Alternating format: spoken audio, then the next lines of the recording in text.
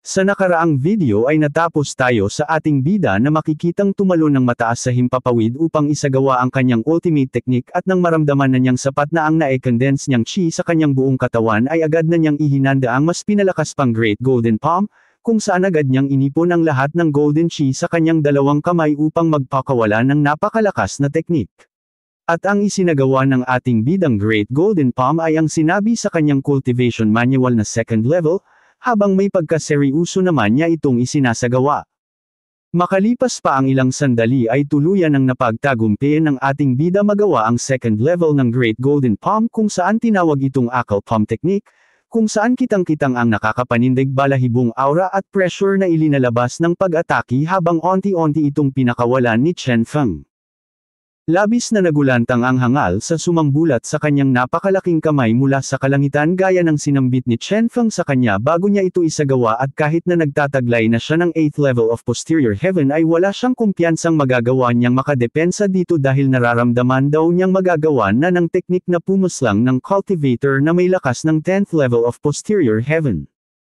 At habang kinakabahan ay may pagkamangha pa niyang natanong sa kanyang sarili kung anong klaseng teknik ang kasalukuyan niyang nasasaksihan dahil di maitatangging lubha talagang napakalakas nito na kaya siyang bawian ng buhay kung buong buo niya itong masasalo.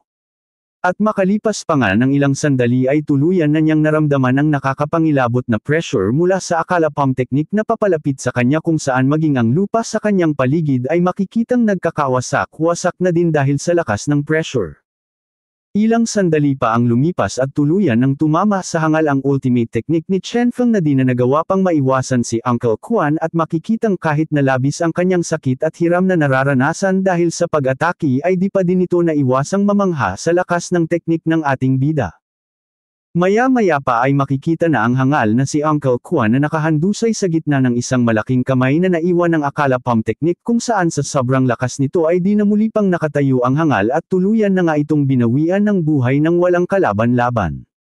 Habang nakahandusay ang hangal na si Uncle Quan na wala ng buhay ay maririnig na sinabihan pa ito ni Chen Feng ng ilang salita kung saan may pagkamayabang na sinabi ng ating bida na ngayon daw ay alam ni ng hangal ang teknik na kanyang sinambit kanina.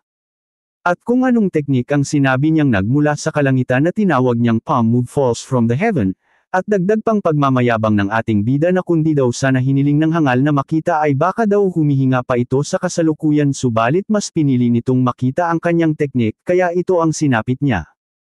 Matapos ng kanyang mga kaiabangan ay agad na din itong kinuha ang tatlo niyang white demonic wolf upang isama sa pagtakas. At habang mabilis na tumatakas ang ating bida ay sinasambit nitong kailangan niya daw na agarang makalayo dahil nakasisigurado siyang makalipas lamang ang ilang sandali ay malalaman na ng Qingmu sect ang nangyari sa kanilang mga kamiyembro, bukod pa doon ay nakuha na din daw naman niya ang lahat ng mga kayamanan ng mga hangal kaya wala na siyang dahilan upang manatili sa walang buhay ng katawan ng mga ito.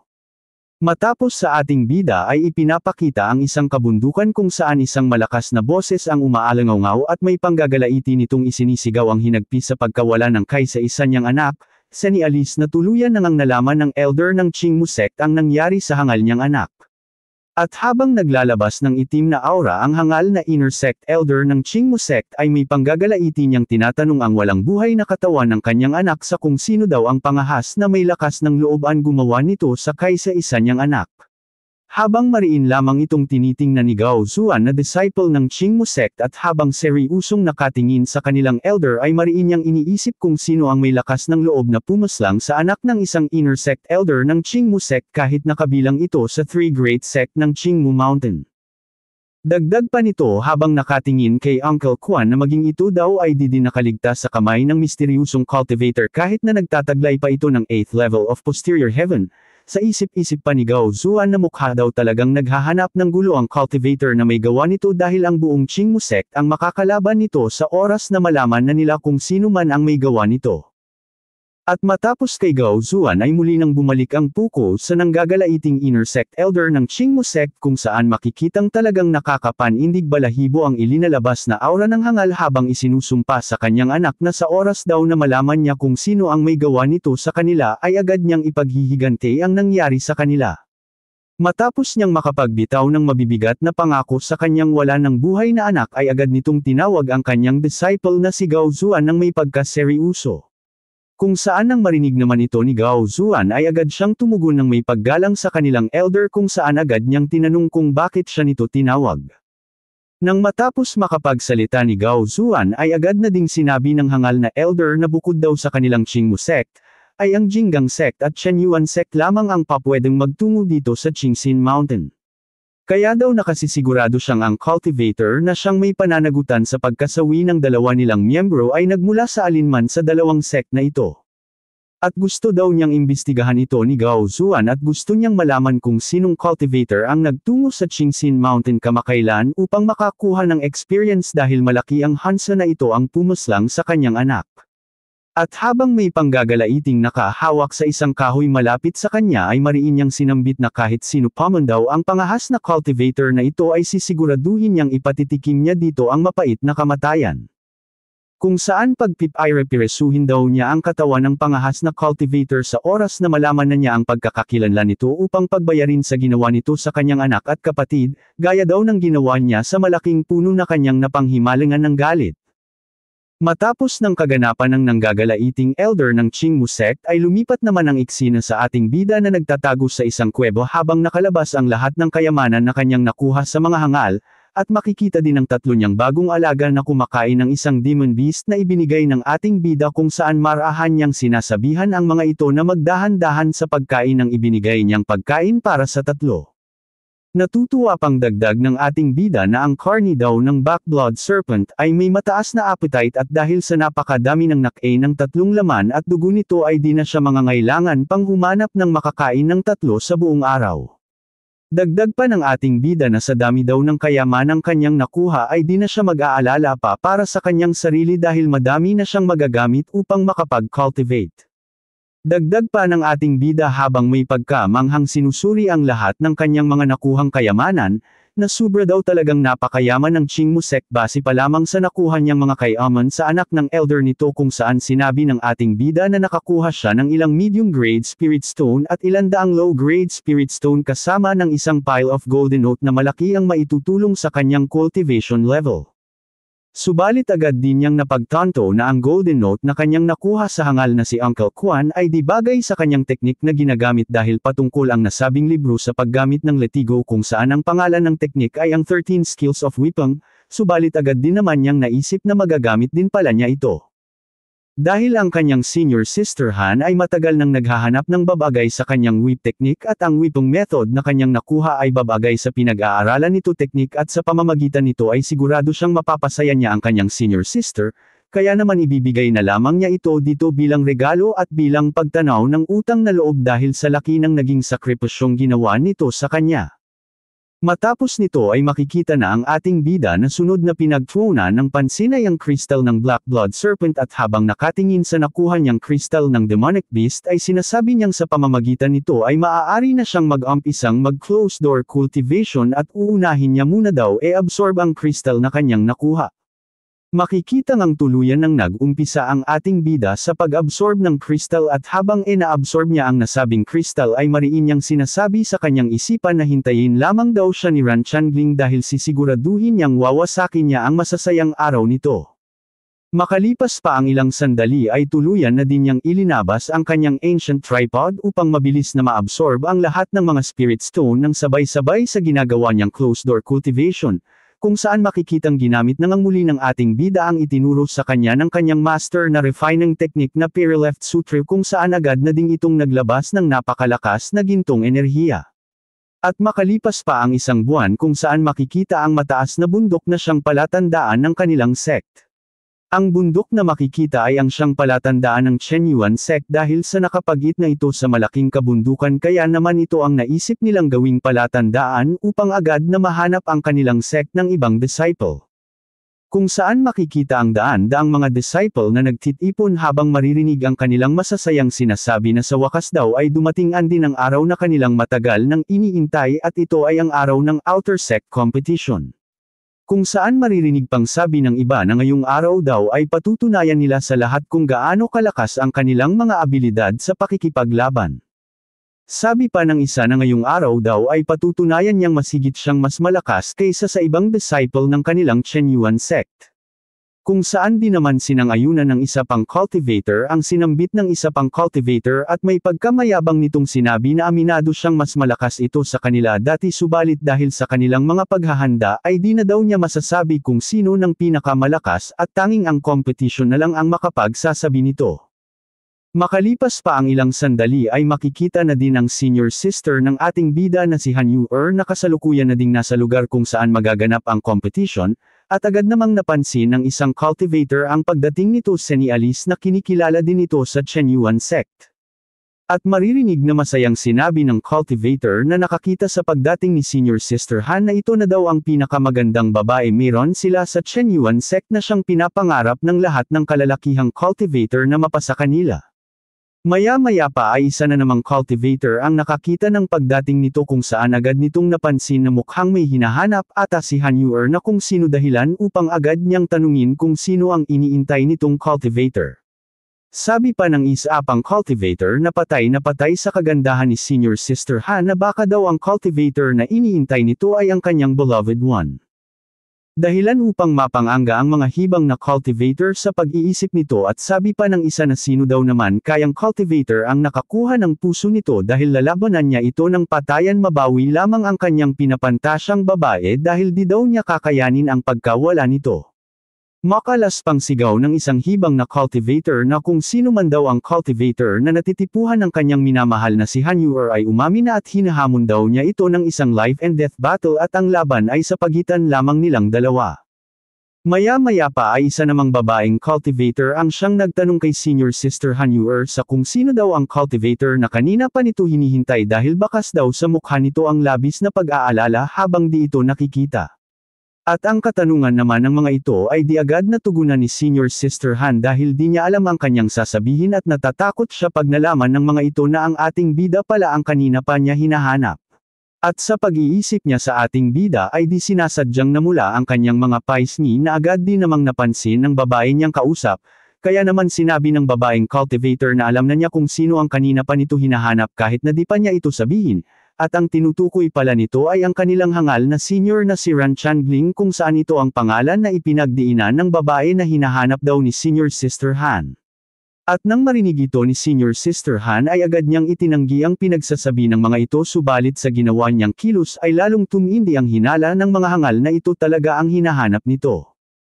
Kaya naman agad na sinabi ng isa na wag na nitong itanggi pa dahil halatang halata naman daw sa kilos nito na tama sila ng hinala. Bukod pa doon ay sinabi din ng tatlo ng silang lahat ay may gusto kay Ran Changbling subalit tanging kay senior sister Han daw lamang nakapukos ang mga mata ng kanilang nagugustuhang lalaki, dahilan daw para maigaya sila sa angkin nitong kagandahan na maging ang pinakamalakas na cultivator sa kanilang batch ay nakakagusto dito. At ang malakas namang pinagsasabi ng mga babaeng cultivator ay buong-buo namang narinig ng ketemihan kaya naman sinabi ng kanilang mayabang na cultivator na kung si Ran Changbling pala ang kanina pa nito hinihintay ay magpaparaya na lamang siya dahil di daw niya ito kayang labanan sa life and death battle. Sabi pa ng isa na ang kanila daw senior brother Ran ay kasalukuyan ng nasa antas ng 10th level of posterior heaven na lubhang nakatataas sa kanilang lahat pagdating sa cultivation level. Sabi pa ng isa na di niya daw masisisi si senior sister Han dahil kung naging babae din lamang daw siya ay magkakagusto dito dahil di maitatangging isa itong genius ng kanilang henerasyon. Dagdag pa ng isa na bagay daw na magkatuluyan sina senior sister Han at senior brother Ran dahil sa parihas nilang naiibang kakayahan at katangian sa ibang mga cultivator. Habang makikita naman si senior sister Han nanginingitian na lamang ang lahat ng mga pinagsasabi ng mga hangal subalit sa isip-isip niya ay talagang nag-apoy-apoy na siya sa galit at ang sinisisi niya ay ang ating bida dahil sa matagal nitong pagdating ay nagiging katatawanan na siya dito, dagdag pa nitong pagbabante sa walang kaalam-alam na si Chen Feng na pahihirapan niya daw ito sa oras na makadating na ito dito. Matapos sa nanggagalaiting si senior sister Han dahil sa nangyayari sa kanya ay lumipat naman ang eksena sa ilang mga cultivator na nagtutumpukan kung may isang cultivator ang malakas na nagsabing paparating na daw ang kanilang senior brother Ran. Kung saan nang makita ng ilang cultivator ang pagdating nito ay agad silang napaatras sa kanilang kinatatayuan ni Alice na talagang natatakot sila sa tinataglay na lakas ng hangal. Kung saan makikita nga ang hangal na kasalukuyan ng malapit sa mga cultivator na nagtutumpukon sa gitna habang may seryusong ekspresyon at may pagkamayabang na postura na animoy campus crash. Maya-maya pa habang lumalakad ang hangal ay may isang babaeng cultivator ang nagtulak kay Senior Sister Han papalapit dito habang sinasabing dumating na daw ang kanina pa nito hinihintay kaya wag na daw itong maiyang lumapit dito. Habang bakas naman sa mukha ni Senior Sister Han ang pagkagulat dahil di niya inaasahang may bigla na lamang magtutulak sa kanya at mariin niyang sinabihan ang lahat na nagkakamali lamang sila ng hinala na si Ran Changgling talaga ang hinihintay niya dahil ibang cultivator daw ang kanina pa niya hinahanap. Subalit huli na ang lahat para sa kanyang pagpapaliwanag ng tuluyan na siyang mapansin ng hangal na si Ran Changgling na baka sa mukha ang labis na kasiyahan sa pag-aakalang talagang sinalubong siya ang pinakamagandang babae sa kanilang Chen Yuan sect. At nang makita naman ito ni Senior Sister Han ay namula ang kanyang mukha subalit dahil lamang ito sa kahihiyang kanyang nararamdaman at di dahil sa nakakagusto din siya dito na siya namang inaakala ng nahihibang na si Ran Changgling. At habang nasa gitna ang dalawa ay maririnig naman ang pag-uusap ng mga naiinggit na cultivator sa gilid kung sinasabi ng ilan na talagang napakaswerte nilang pareho sa isa't isa, habang sinasabi naman ng ilan na mukhang ngayong araw ay magkakatuluyan na din ang dalawa. Habang sa isip-isip naman ng nahihibang na si Ran Changgling nung una daw ay kahit na ano pa ang gawin niyang pagpapasikat dito at pag-iimbita ay lagi na lamang itong may palusot para tanggihan siya subalit ngayon daw na siya na ang kinikilalang pinakamagaling na cultivator sa lahat ng mga outer sect disciple ay ito na mismo ang lumalapit sa kanya at sa pagkakataon daw na ito ay di na niya palalampasan ang pagkakataon na ito na mismo ang lumapit sa kanya at sisiguraduhin daw niyang mapapasa kanya ito ngayon din.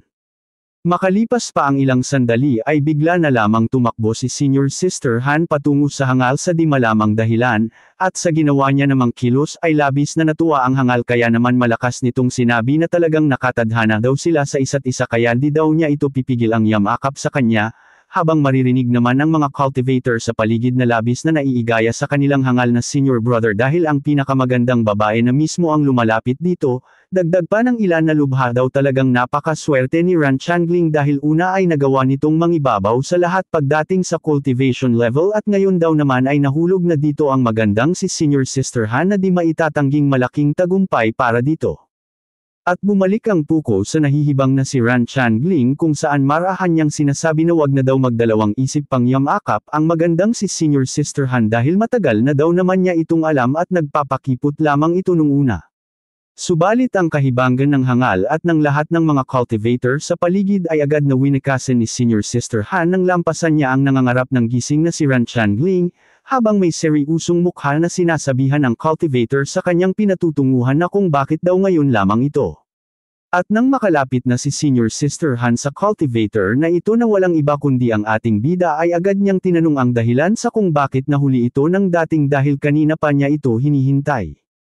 Habang makikita naman ang nahihibang na si Ran Changgling na napapaisip ng malubha sa kung bakit siya linimpasan ng matagal na niyang gustong makuhang babae, bukod pa doon ay malinaw na napahiya siya sa lahat dahil sa kanyang mga sinabi kanina at kanyang mga ikinilos sa pag-aakalang siya nga talaga ang pupuntahan ni Senior Sister Han. Habang makikita naman ang ating bida na di alam kung papaano magpapaliwanag sa kanyang senior sister at sinabi na lamang niya na masyado daw siyang na-upset sa kanyang cultivation level kaya naman di niya namalayan ang oras at ito ang dahilan kung bakit siya nahuli ng dating. At habang magkausap ang dalawa ay maririnig naman sa paligid ang mga cultivator na nagtataka sa nangyayari dahil di daw pala si Ran Changgling ang hinihintay ng pinakamagandang babae sa kanilang sect, kundi ang wala daw kwentang basurang si Chen Feng pala ang hinahanap nito, at ang masasakit naman nilang pinagsasabi sa ating bida na makikitang walang kaalam-alam sa mga nangyayari ay di naman nagustuhan ni Senior Sister Han kaya naman tinitigan niya ang mga ito ng may pagkaseryoso. Maya-maya pa ay muli nang nagsalita si Senior Sister Han at sinabi niya kay Chen Feng na kung nahuli lamang ito ng kaonti pang sandali ay di na ito maaari pang makasali sa magaganap na competition, at dagdag pa nito na ito daw ang dahilan kung bakit kanina pa siya nag-aalala sa di nito agad pagpapakita. At nang marinig naman ng ating bida ang mga sinambit ng kanyang senior sister ay agad niya itong linipitan at habang nakalapit ang kanyang mukha sa mukha nito ng may kakaibang ekspresyon ay may pang-asar niyang kinlaro sa kanyang senior sister kung totoo daw bang inintay siya nito dito. At ang kanya namang katanungan ay agad na itinanggi ni Senior Sister Han habang mariing itinutulak ang mukha ng ating bida at sinabi niyang nagkamali lamang daw ang ating bida sa kanyang narinig dahil wala daw naman siyang sinabi kaninang iniintay niya ito ng may pag-aalala. At habang mabilis na lumalakad papalayo sa ating bida ay mariin niyang sinabi na ang kanya daw ama ang nagpumilit sa kanyang intayin ito dito at di daw niya yun kagustuhan bukod pa daw doon ay kanina pa daw siya iniintay ng kanyang ama, at nang makita naman ng ating bida na papaalis na ito ay agad niya itong hinabol habang sinasabing magdahan-dahan daw naman ito sa paglalakad. Habang maririnig naman sa paligid ang mga cultivator na siyang nakakasaksi sa lahat ng nangyari kung saan may pagtataka nilang sinabi na si Chen Feng daw pala talaga ang iniintay nito kanina pa at nagawa pa daw ng dalawang maglandian sa public, at bukod pa doon ay mukha daw napahiya si Ran Changling sa nangyari dahil sa pag-akala nitong yayakapin na siya ni Senior Sister Han, at ang nangyayari daw sa mga ito ay lubha nakakatawa. At nang marinig naman ng hangal na si Ran Changling ang mga pinagsasabi ng iba ay labis siyang nanggalaiti kay Senior Sister Han dahil sa kanyang pagkapaiya, at sa isip-isip pa ng hangal na sa oras daw na mapasa kanya din ito ay pahihirapan niya daw ito hanggang kamatayan dahil sa kahihiyang ginawa nito sa kanya ngayong araw. At dagdag pang pagbabanta ng hangal sa kanyang isip na nalalapit na daw ang pagwawakas ng maliligayang araw ng ating bida dahil sa oras daw na magkaharap na sila sa competition ay sisiguraduhin niyang iinwanan daw niya itong walang buhay sa ibabaw ng arena. Makalipas pa ang ilang sandali ay may isa na namang cultivator ang dumating at makikitang tila galing pa ito sa planetang Namek kung nasaan sila San Goku at agad nitong tinawag na senior brother si Ran Changling Senialis na may kaugnayan ang dalawa. At ang cultivator na dumating ay si Kui Shenshen kung saan mariin nitong sinabi na nasaksihan niya ang lahat ng nangyari at dahil sa siyang ang kauna-unahang makakalaban ng ating bida ay agad niya daw itong tatapusin upang mabawasan daw naman ang nararamdamang galit ng kanyang senior brother. At ang kanya namang pinagsasabi ay agad na disinang-ayunan ng hangal at mariin niyang sinabi di daw sapat ang pagkapaslang ni Chen Feng na agad namang ipinagtaka ni Kui Shenshen dahil di niya agad napagtanto ang ibig nitong sabihin. At dahil sa di nga nito napagtanto ang ibig sabihin ng hangal ay agad niyang sinabi dito na wag mawalan ng pag-asa dahil lamang sa isang basura dahil isa daw naman itong genius at bukod pa doon ay ito daw ang kanyang idulo pagdating sa pagko-cultivate. Kaya naman agad ang nilinak ni Ran Changling nang may malamig na boses na gusto daw niyang mas masalimuot pa ang sapitin ng ating bida kung saan gusto daw niyang makita na magsisigaw ito sa sakit habang nadudurog ang buo nitong katawan hanggang sa bawian daw ito ng buhay. At nang marinig naman ni Kui Shenshen ang sinambit ng hangal niyang brother ay agad niya itong tinugunan at may paggalang niyang sinabi na gagawin daw niya ang ipinag-utos ng kanyang senior brother upang napalitan daw naman ng sigla ang galit nito na singlamig daw ng chilly winter. At matapos niyang makapagsalita ay may nakakatakot namang ekspresyon siyang tinugunan ng hangal at sinabi niyang ayaw daw niya nang napapahiya kaya wag daw siyang bibiguin ng hangal kung ayaw daw nitong sa kanya mangyari ang kanyang mga sinambit kanina. At habang papalayo ang hangal ay iniisip naman ni Kui Shenshen na talaga daw nahangal si Ran Changling subalit dahil daw sa kailangan niyang mapalapit dito at makakuha ng pabor ay di niya daw ito pwedeng bigin subalit dating daw ang panahon na siya mismo ang gagawa ng mga sinabi nito sa kanina sa mismong sarili ng hangal na si Ran Changling. At matapos ng kaganapan sa mga hangal ay lumipat naman ang eksena sa ating bida kung saan agad ang dalawang sinalubong ni Outer Sect Elder Han, at nang makita ito ng dalawa ay agad din naman silang tumugon dito ng pagbati. Nang makalapit na ang ating bida kay Outer Sect Elder Han ay agad nitong tinanumang kung ano na daw ang kalagayan ng experience nito at ng kasalukuyan nitong lakas. Na seryoso namang tinugunan ng ating bida at bago niya sagutin ang katanungan ni Han Kong ay nagpasalamat muna siya dito at matapos nito ay seryoso niyang sinabi na di daw nag-improve ang kanyang cultivation level sa naging experience niya at tanging ang 6th level of posterior heaven lamang daw ang kanyang naabot at siya ring kasalukuyan niyang lakas. Subalit sa isip-isip ng ating bida na kailangan muna niyang magsinungaling sa ngayon dahil ang totoong lakas niya ay katumbas na ng 9th level of posterior heaven dahil sa ginawa niyang closed door cultivation na ang PUCOS ay upang mapalakas ang foundation subalit di ito nakakaapekto sa level na nakikita ng lahat sa isang cultivator at magagamit niya ito upang gulatin ang lahat ng nangmamaliit sa kanya. Subalit sinabi naman ni Han Kong na napakalaking improvement na do ang nagawa ni Chen Feng dahil di daw madaling maabot ang 6th level of posterior heaven sa madaling panahon lamang, At matapos nito ay agad niyang ilinabas ang isang cultivation method at sinabi niyang hiniram niya ito sa Martial Skill Pavilion subalit huli na daw si Chen Feng para mapag-aralan pa ito dahil kulang na daw ang antay-tirang oras ng ating bida bago pa magsimula ang una niyang laban. Subalit tila di naman naintindihan ni Chen Feng ang pinagsasabi ni Han Kong kung saan makikita itong nagpapuso ang mata nang makita ang martial skill na ilinabas ng kanyang Outer Sect Elder dahil isa daw itong yellow grade 3rd rank martial skill na tinatawag na Falling Rain and Flying Flower Swordsmanship. Abangan sa susunod nating video ang mga kaganapan kung saan ipapakita ni Chen Feng ang kakaiba niyang kakayahan sa pamamagitan ng pag-aaral ng teknik sa madaling panahon lamang na walang kahit na sino pang naitalang may kakayahan nito. Bukod pa doon ay masasaksihan din natin ang kapanapanabot na unang laban ng ating bida laban kay Kui Shenshen at ang mga bagong kakayahang ipapakita ng ating bida sa ibabaw ng ring na magpapamanga sa lahat ng mga manunood. Kung nagustuhan niyo ang kwento, huwag kalimutang mag-like at mag-comment, at kung gusto niyo pa ng ibang recap tulad nito, mag-subscribe na. Hanggang sa muli, mga kaibigan. Follow.